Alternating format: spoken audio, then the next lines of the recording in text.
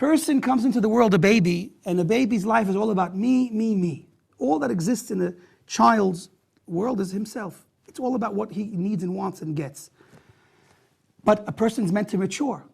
And when you mature, we reach a point where I'm not the only one around. Sometimes a kid has a baby brother born, and his rude awakening. You're not the only baby in town. You're not the only cutie. And he has to learn how to share the time of his parents with his brother. And sometimes, kids actually they don't like their baby brother. They push them with stuff, but he has to learn that, you got to share. So here too, when a person reaches real maturity, he has to realize, on the one hand, life is about him. Meaning there is no person closer to yourself than yourself. But life's not only about you. And that's the key.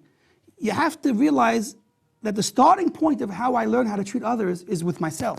That's the very teaching it says.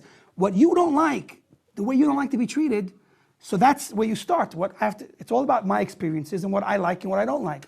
Once I have that's from growing up, so now I have to learn how to take that and extend it to the person next to me. Meaning I have to give him the same respect that I want, same care that I would want from others. And that's reaching real maturity and real selflessness. Now, it's a balance. You have to be selfish to some degree. A person that's not selfish to some degree is not going to take proper care of himself. We have that taught in another Mishnah, also by Hillel. He says, if I'm not for myself, who will be for me?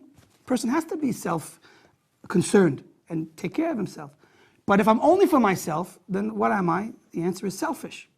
So the goal that the Torah wants us to reach is a fusion of being, of course, self-concerned, but also taking that and extending it to the people around us. We don't live in a box. We live in a world together with everybody else.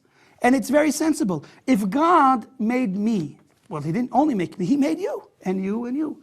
So if he cares about me, why shouldn't he also care about you? Only an extremely selfish person will only get the first part of that message.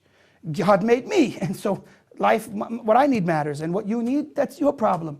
But if there's one God, and he made both of us, then it becomes both of our problem. You become part of my problem, and I become part of your problem. That's the idea of the essential mitzvah in the Torah. It says, "Ve'ahavta l'recha kamocha," you will love your fellow as you love yourself.